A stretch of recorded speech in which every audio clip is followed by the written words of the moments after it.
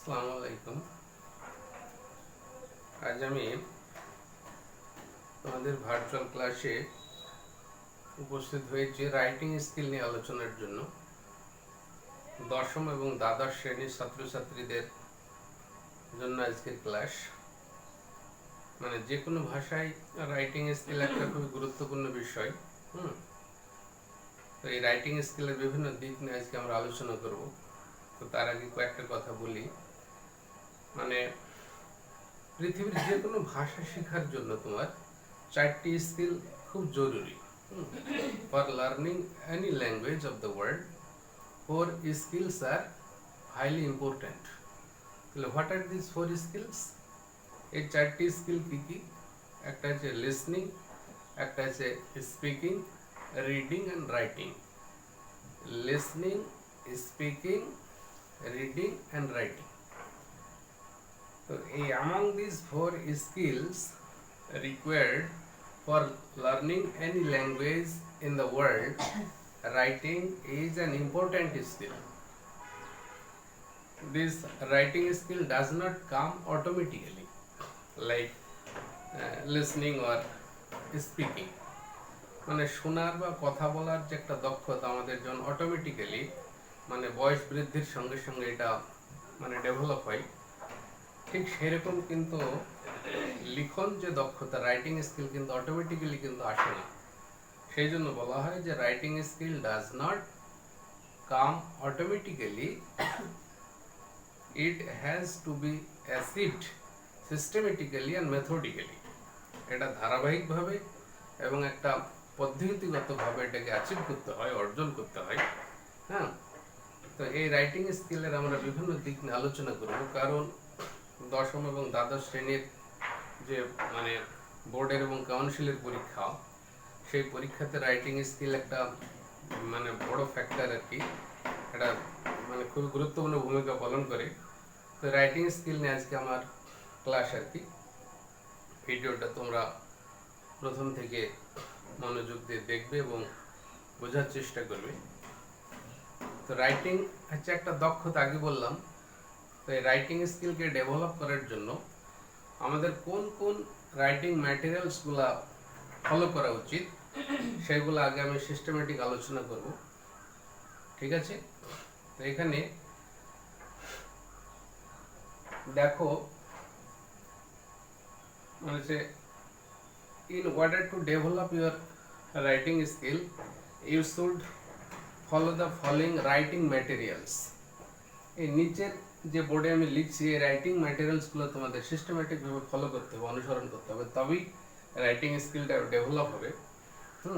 তবে one thing should be kept in mind, the writing skill is not so difficult, is not so easy task.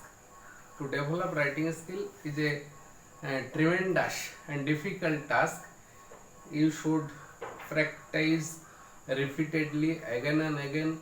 You should write on anything again and again or repeatedly, then your writing skill will be developed. তো দেখো, number 1 হচ্ছে paragraph writing. এটা paragraph writing এর উপরে খুব বেশি করে জোর দিতে হবে। প্যারাগ্রাফ রাইটিং এর মধ্যে আমাদের কি কি থাকে? একটা ডেসক্রিপটিভ প্যারাগ্রাফ থাকে, তোমার ডেসক্রিপটিভ বর্ণনামূলক, টু ডেসক্রাইব সামথিং, কোনো কিছুকে বর্ণনা করা। হ্যাঁ, হয়তো তোমাকে বলা হলো you are told to give a description of a tree, you are told to describe a dog or a cow. তো কোনো কিছুকে ডেসক্রাইব করতে গেলে তার কতগুলো সিস্টেম আছে। তার একটা প্রথমে তোমাকে ইন্ট্রোডাকশন দিতে হবে, তার ব্যাপারে দুটার কথা বলতে হবে। তারপরে সেটার প্রাপ্তিস্থান সম্পর্কে, উৎপত্তিস্থল, প্রাপ্তিস্থান কোথায় কোথায় পাওয়া যায় সেগুলি সম্পর্কে বলতে হবে। তারপরে তার কিছু ভালো দিক, খারাপ দিক, বা তার মানে আমাদের যে ইউজাবিলিটি যেটা, বা তার যে ইউজফুলনেস, উপকারিতা, সেগুলির ব্যাপারে লিখতে হবে। এবং সব লাস্টে তোমাকে কিছু মানে পার্সোনাল কমেন্টস, পার্সোনাল ইমপ্রেশন যদি কিছু থাকে সেটা দিতে হবে কনক্লুশনে, উপসংহারে। তো এই হচ্ছে আমাদের ডেসক্রিপটিভ। তারপরে ন্যারেটিভ আছে, ন্যারেটিভ হচ্ছে ঘটনামূলক, আর হচ্ছে রিফ্লেক্টিভ। রিফ্লেক্টিভ রাইটিং, যেটা ভাবনামূলক লেখা বা চিন্তনমূলক লেখা, ভেবে ভেবে চিন্তা করে লিখতে হয়। তো ন্যারেটিভ প্যাসেজ বা ন্যারেটিভ রাইটিং হয়তো বললো যে describe your prize giving ceremony in your school, বা হচ্ছে ইন্ডিপেন্ডেন্স ডে সেলিব্রেশন, কোনো একটা ঘটনার হ্যাপেনিংস সম্পর্কে ডেসক্রাইব করা, সেটাকে ন্যারেটিভ প্যাসেজ আমরা বলছি। রিফ্লেক্টিভ হচ্ছে চিন্তামূলক বা ভাবনামূলক, যেটা হয়তো বললো যে রাইট এ প্যাসেজ বা write a single paragraph on discipline, on curiosity. Discipline সম্পর্কে হয়তো 100 শব্দ বা 150 শব্দ একটা সিঙ্গেল প্যাসেজ লিখতে বললো, বা তোমার হয়তো বললো যে কিউরিওসিটি, কৌতূহল সম্বন্ধে লিখো। ঠিক আছে, এইগুলো হচ্ছে রিফ্লেক্টিভ প্যাসেজ, এগুলো পরে আরো বিস্তারিত আলোচনা করব। তারপরে নাম্বার 2 দেখো রিপোর্ট রাইটিং, অত্যন্ত গুরুত্বপূর্ণ একটা মানে রাইটিং টপিক আর কি। রিপোর্ট রাইটিং এর মধ্যে থাকবে তোমার কি কি, অ্যাক্সিডেন্টাল রিপোর্টস আছে, অ্যাক্সিডেন্টাল রিপোর্ট, দুর্ঘটনাবশত কিছু ঘটনা। রিপোর্ট মানে প্রতিবেদন লেখা, যেটা যেটা সত্য ঘটনা, ট্রু হ্যাপেনিংস, রিয়েল হ্যাপেনিং, সেটাই তোমার রিপোর্টে উপস্থাপন করতে হবে, সেটা হচ্ছে রিপোর্ট রাইটিং, মানে প্রতিবেদন লেখা যেটাকে বলি আমরা। অ্যাক্সিডেন্টাল রিপোর্ট, দুর্ঘটনাজনিত কিছু প্রতিবেদন, এর মধ্যে থাকবে যেমন স্ট্রিট অ্যাক্সিডেন্ট আর রোড অ্যাক্সিডেন্ট, তারপর হচ্ছে ট্রেন অ্যাক্সিডেন্ট, ফায়ারিং, অগ্নি সংযোগের ঘটনা, কোনো জায়গায় হয়তো হলো ফায়ারিং, বা এয়ার ক্র্যাশ, বিমান দুর্ঘটনা, হাউস কোল্যাপস, কোনো হয়তো একটা বাড়ি ভেঙে পড়লো, সেখানে হতাহতের ক্যাজুয়ালিটি নিয়ে একটা রিপোর্ট লেখা, হাউস কোল্যাপস। তার বোট ক্যাপসাইজাল, বা কোনো নদীতে বা গঙ্গাতে তোমার হয়তো নৌকা উল্টে গেল, গিয়ে সেখানে কিছু হতাহতের ঘটনা ঘটলো, এটা হচ্ছে বোট ক্যাপসাইজাল। এই ধরনের অ্যাক্সিডেন্টাল রিপোর্ট আমাদের লিখতে হয়। তারপরে দেখো ন্যাচারাল ক্যালামিটিজ, প্রাকৃতিক দুর্যোগ, প্রাকৃতিক দুর্ঘটনা, এই ব্যাপারে লিখতে হয়। ন্যাচারাল ক্যালামিটিজ এর পরে থাকে যেমন ফ্লাড সম্পর্কে লিখতে হয়, বন্যা, তারপরে ড্রট, খরা, খরা আর কি, হ্যাঁ, তারপরে আর্থকুয়েক, ভূমিকম্প, তারপরে ল্যান্ডস্লাইড আছে, ভূমিধস, যে পাহাড়ি অঞ্চলে এই ঘটনা খুব ঘটে, ল্যান্ডস্লাইড, সাইক্লোন আর স্টর্ম, ঘূর্ণিঝড় বা এমনি ঝড়, তোমার এইগুলোর ব্যাপারে অনেক সময় আমাদের রিপোর্ট লিখতে হয়। তাহলে flood, drought, earthquake, landslide, cyclone আর স্টর্ম, এগুলো হচ্ছে তোমার ন্যাচারাল ক্যালামিটিজ এর মধ্যে পড়ছে, ন্যাচারাল ডিজাস্টার আর ন্যাচারাল ক্যালামিটিজ। তারপরে disturbance in law and order situation, disturbance in law and order situation, আইন শৃঙ্খলা পরিস্থিতির কোনো মানে সমস্যা বা অবনতি, সেই সম্বন্ধে অনেক সময় রিপোর্ট লিখতে হয়। আইন শৃঙ্খলার পরিস্থিতির সমস্যা, যেমন হচ্ছে রবারি, তোমার হচ্ছে চুরি ডাকাতি, ছিনতাই, হ্যাঁ, রবারি, ড্যাকয়েটিং, বা টেরোরিস্ট অ্যাটাক, সন্ত্রাসী হামলা, সন্ত্রাসী আক্রমণ। তারপরে হচ্ছে মব লিঞ্চিং, এটা এখন খুব হচ্ছে তোমার ইন্ডিয়াতে, মব লিঞ্চিং, যেটা হচ্ছে গণপিটুনি যেটা, হ্যাঁ। তারপরে পাবলিক এজিটেশন, পাবলিক এজিটেশন, গণ আন্দোলন, গণবিক্ষোভ, বা স্টুডেন্ট স্ট্রাইক, ছাত্র বিক্ষোভ, ছাত্র আন্দোলন, স্টুডেন্ট এজিটেশন, এই সমস্ত বিষয়ে আমাদের তোমার রিপোর্ট লিখতে হয়। আরও একটা রিপোর্ট আছে, হ্যাঁ, সেটা হচ্ছে তোমার, এটা মুছে দিই তারপরে লিখছে, দেখো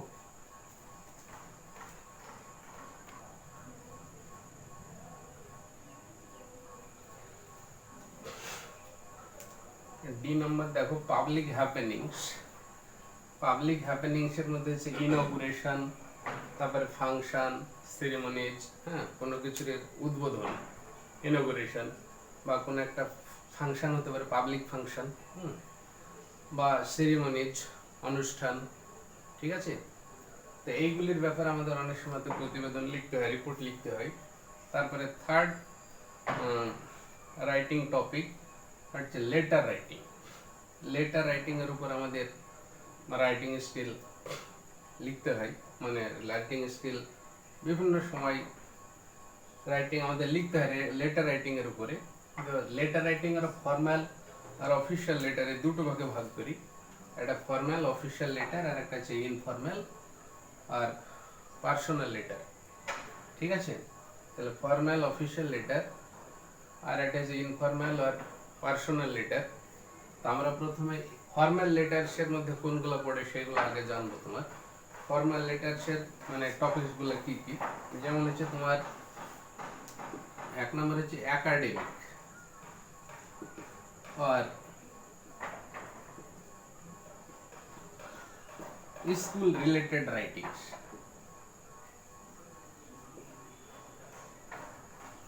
স্কুল রিলেটেড রাইটিং, একাডেমিক বা স্কুল শিক্ষা সংক্রান্ত বিষয় আমাদের হেডমাস্টারকে চিঠি লিখতে হয় বা আরো বিভিন্ন জায়গাতে চিঠি লিখতে হয়, সেগুলো হচ্ছে তোমার অফিসিয়াল লেটার্স এর মধ্যে পড়ে। 2 নাম্বার আছে যেমন তোমার, যেমন হচ্ছে অ্যাপ্লিকেশন লিখতে হয় অনেক সময়, application in a response to an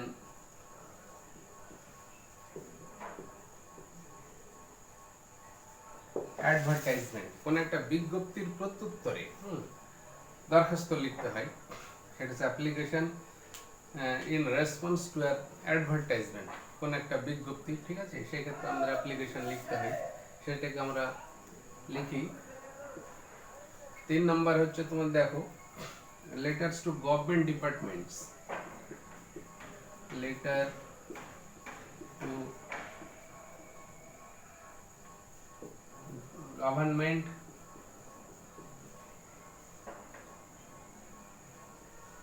department, বিভিন্ন সরকারি দপ্তরে আমাদেরকে অনেক সময় চিঠি লিখতে, অ্যাপ্লিকেশন লিখতে হয়, ঠিক আছে, সেটাকে আমরা letter to government departments or other offices or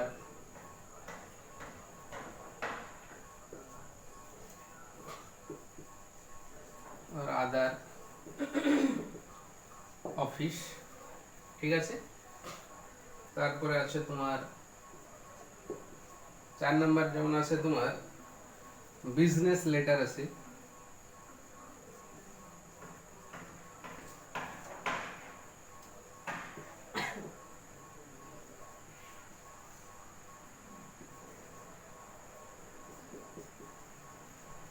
business letter ব্যবসায়িক চিঠি, অনেক সময় বিভিন্ন জিনিসপত্রের মানে ক্রয় বিক্রয় বা বিভিন্ন তথ্য আদান প্রদান, এনকোয়ারি অফ ইনফরমেশন, হ্যাঁ, এই সংক্রান্ত বিষয়ে বিভিন্ন কোম্পানি, বিভিন্ন অফিস বা বুক সেলার, এদের ক্ষেত্রে তোমার এই বিজনেস লেটার লিখতে হয় আমাদের, ঠিক আছে। তার 5 নাম্বার হচ্ছে তোমার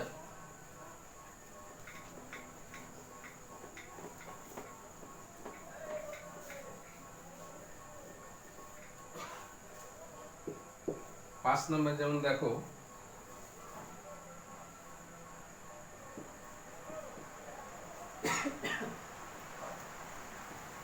লেটার ফর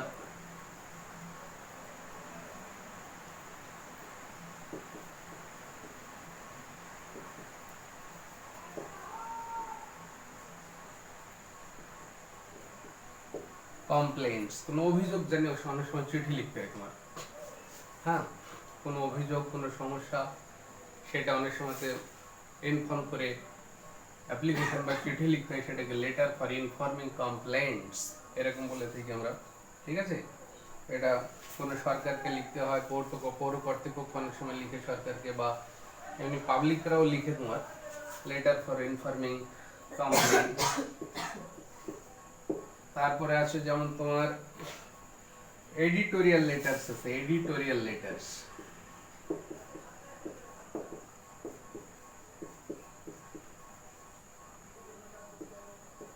সম্পাদকীয় চিঠি যেটাকে আমরা বলি এডিটোরিয়াল লেটার্স। তো এডিটোরিয়াল লেটার্স কি করা হয়, this letters are generally written to the editor of a newspaper for publication of a serious problem or issue for creating public awareness, কোনো জনতার বা জনগণের সচেতনতা বৃদ্ধির জন্য কোনো একটা গুরুতর সমস্যা সেটা পত্রিকা প্রকাশ করার জন্য এবং সেই বিষয়ে জনসাধারণের দৃষ্টি বা মনোযোগ আকৃষ্ট করার জন্য কোনো একটা সংবাদপত্রের পত্রিকাকে এই ধরনের চিঠি লিখতে হয়, ঠিক আছে, এটাকে এডিটোরিয়াল লেটার্স বলি আমরা, এডিটোরিয়াল লেটার। তারপরে যেমন আছে সোশ্যাল লেটার, সোশ্যাল লেটার, সামাজিক চিঠি। ঠিক আছে, সামাজিক চিঠি যেমন হচ্ছে এগুলো কি ধরনের সামাজিক, মানে সামাজিক চিঠির মধ্যে কোনগুলো পড়ে, যেমন হচ্ছে ইনভাইটেশন লেটার। এর মধ্যে যেমন পড়ছে তোমার ইনভাইটেশন লেটার, ইনভাইটেশন লেটার, আমন্ত্রণ পত্র, অনেক সময়তে অফিসিয়ালি এটা জানানো হয়, সেটা ইনভাইটেশন লেটার, সোশ্যাল লেটার্স এর মধ্যে পড়ছে তোমার। তাহলে এতগুলো হচ্ছে আমাদের মানে ফর্মাল আর অফিসিয়াল লেটার্স। তাহলে ফর্মাল অফিসিয়াল লেটার্স এর মধ্যে এতগুলো টাইপের চিঠি আমাদের লিখতে হয়, ঠিক আছে। আর যেটা ইনফর্মাল এর পার্সোনাল লেটার, পার্সোনাল লেটার বা এটা আমাদের অনেক সময়তে নিজেদের মানে পরিবারের মধ্যে, এটাকে ফ্যামিলি রিলেটেড লেটার্সও বলা হয়। কোনো বন্ধু বান্ধবকে, বাবাকে, মাকে, ভাইকে অনেক সময়তে লিখতে হয়, এগুলিকে আমরা পার্সোনাল লেটার বলে থাকি, ব্যক্তিগত চিঠি, ঠিক আছে।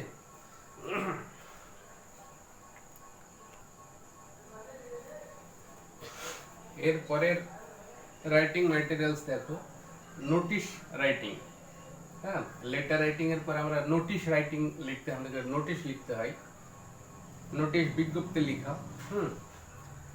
নোটিশ রাইটিং এর কিছু ফরম্যাট আছে, এগুলো নিয়ে আমি পরের ক্লাসে আলোচনা করব।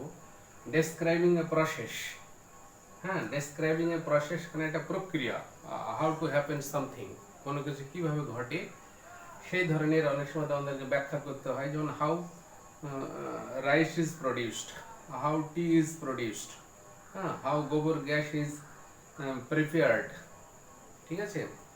এই ধরনের রাইটিং আমাদের লিখতে হয়, ডেসক্রাইবিং এ প্রসেস। প্যাসিভ ভয়েসে লিখতে হয় সাধারণত, প্রেজেন্ট টেন্সে।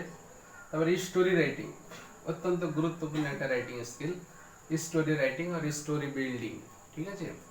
এই স্টোরি রাইটিং এটা গল্প এমন একটা বিষয় যে এটা সবাই পছন্দ করে তোমার, হ্যাঁ, everybody likes to hear story. তো এই স্টোরি রাইটিংটা খুব বেশি করে প্র্যাকটিস করা উচিত।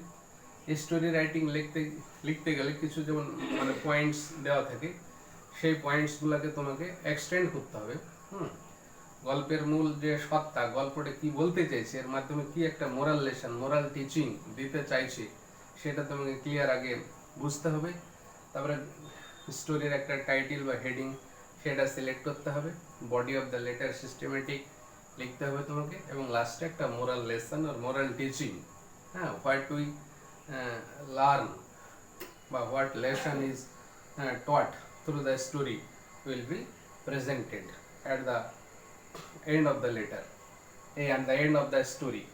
That's a dialogue writing. এটা কনভারসেশন বা কথোপকথন দুজন তিনজনের মধ্যে আমরা অনেক সময় মানে বিভিন্ন বিষয় নিয়ে যে আলাপ আলোচনা করি, হ্যাঁ, বা কথোপকথন করি, তার উপরে তোমার ডায়ালগ লিখতে হয়, ডায়ালগ রাইটিং। তারপরে আসছে আমাদের বায়োগ্রাফি রাইটিং, আত্মজীবনী লেখা, এই জীবনী লেখা।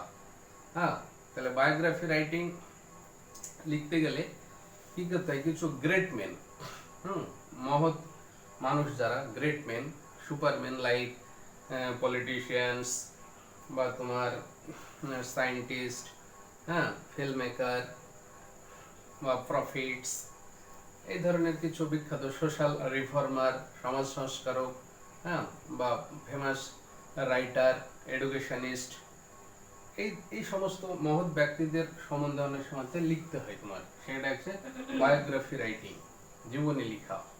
তাহলে এই ধরনের রাইটিং স্কিল আমরা মানে প্র্যাকটিস করব তোমার। আরো আছে তোমার, যেমন হচ্ছে এসে রাইটিং আছে তোমার,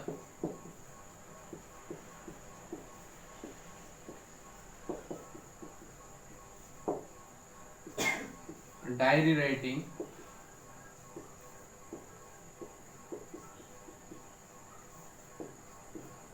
মানে দৈনন্দিনকার ঘটনা, ডে বাই ডে যে ডায়েরি মেনটেন করা, হ্যাঁ, প্রতিদিন ডেট বাই ডেট, এটা একটা ভালো অভ্যাস তোমার ডায়েরি রাইটিং। এসে রাইটিং, প্রবন্ধ লেখা, প্রবন্ধ রচনা, এটা জটিল জিনিস, যে কোনো বিষয়, যে কোনো টপিক্সের উপর একটা যে কোনো একটা সমস্যাকে কেন্দ্র করে তোমার এসে লিখতে হয়, প্রবন্ধ রচনা যেটা। তো ডায়েরি রাইটিং, এসে রাইটিং, তারপর আরো কিছু মিসলেনিয়াস রাইটিং আছে তোমার, মিসলেনিয়াস রাইটিং।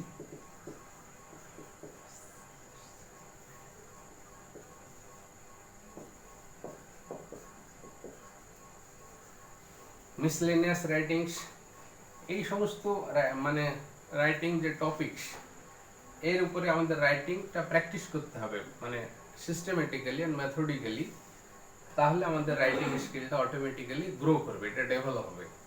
যে কোনো বিষয় সম্পর্কে যখন তখন যে কোনো জায়গায় এটা আমরা লিখতে বা বলতে সহজে পারবো। তাহলে মিসলেনিয়াস রাইটিংসের মধ্যে কোনগুলো পড়ে? মিসলেনিয়াস রাইটিংসের মধ্যে যেমন পড়ে তোমার কি হয়, যেমন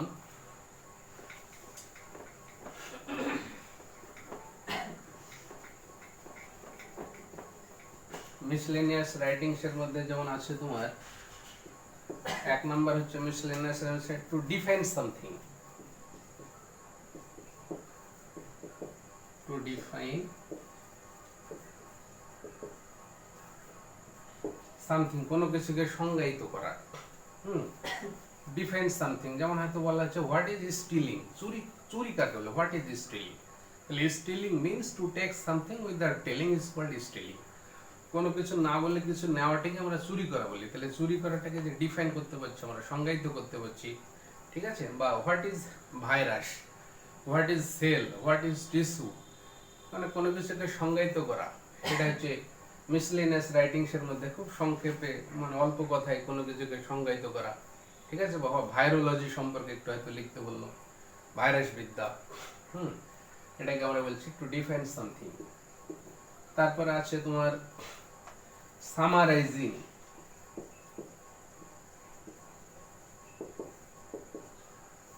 সামারাইজিং মানে একটা প্যাসেজ, সেটাকে মানে সার সংক্ষেপটাকে লেখা, সেটাকে সামারাইজিং করা বলে। কোন একটা প্যাসেজ, লম্বা প্যাসেজ, লং প্যাসেজ, সেটার যে মূল থিম, যে সেন্ট্রাল আইডিয়া, সেটাকে সংক্ষেপে অল্প কথায় লেখা, সেটাকে আমার সামারাইজিং বলা হয়। সামারাইজিংটা সাধারণত যে প্যাসেজটা দেওয়া থাকে তার 2/3 2/3 করে লিখতে হয়, সেটাকে সামারাইজিং করা বলে। এটা এক ধরনের রাইটিং স্কিল, সামারাইজিং, ঠিক আছে। তারপরে আছে তোমার যেমন হচ্ছে filling forms, filling various forms, বিভিন্ন টাইপের ফর্ম ফিল আপ করতে হয় আমাদের, ঠিক আছে। ফিলিং ফর্মস যেমন হচ্ছে ব্যাংকের তোমার পেইন স্লিপ বা উইথড্রয়াল স্লিপ, যেটা সেটা ফিল আপ করতে হয়, বা তোমার আরো বিভিন্ন টাইপের যে আছে না, বিভিন্ন মানে কম্পিটিটিভ পরীক্ষার জন্য অনেক সময় ফর্ম ফিল আপ করতে হয় আমাদের, বা স্কুলে অ্যাডমিশন, কলেজে অ্যাডমিশন সংক্রান্ত ফর্ম ফিল আপ করতে হয়, আরো বিভিন্ন টাইপের ফর্ম ফিল আপ করতে হয়, সেগুলো হচ্ছে ফিলিং ভ্যারিয়াস ফর্মস, ঠিক আছে। এই ধরনের আমাদের রাইটিং স্কিল করতে হয়। আরো এক ধরনের রাইটিং স্কিল আছে, যেমন তোমার হচ্ছে Telegram, Telegram writing, Telegram,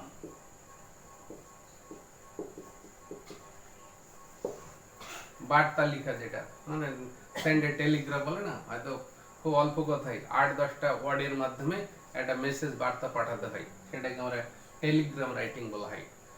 Telegram writing এর ক্ষেত্রে তোমার মানে a and the preposition, determiner, a and the determiner, বা কিছু কিছু প্রিপোজিশন টু, এন, ইন, এই সবগুলোকে অ্যাভয়েড করতে হয়। বা টেলিগ্রাম সবসময় ক্যাপিটাল লেটারে লিখতে হয়, ঠিক আছে। Telegram is always written in capital letters, determiners and the articles are generally avoided। তারপরে টেলিগ্রাম লেখার সময় যে ফুল স্টপ আমরা দিই, বা বিভিন্ন রাইটিং এর ক্ষেত্রে colon, semicolon, full stop, hyphen ব্যবহার করে, এইগুলো সাধারণত ব্যবহার করতে হয় না, হ্যাঁ। এবং টেলিগ্রাম রাইটিং এর ক্ষেত্রে শেষে এই ফুল স্টপ, এই যে চিহ্ন ফুল স্টপ, এই চিহ্নটাকে তোমার স্টপ কথাটা বানান করে লিখে দিলেই হয়ে যায়, স্টপ, ঠিক আছে। এটা হচ্ছে টেলিগ্রাম রাইটিং। তারপর আরো একটা গুরুত্বপূর্ণ রাইটিং স্কিল আছে তোমাদের, হ্যাঁ, সেটা হচ্ছে তোমার মিসলেনিয়াসের মধ্যে, এটা যদি না ফেলি আমরা আলাদা একটা পয়েন্ট করা যেতে পারে, যেমন 12 নম্বর আমরা এটা প্রেসি রাইটিং, খুব ভাইটাল আর কি, প্রেসি রাইটিং,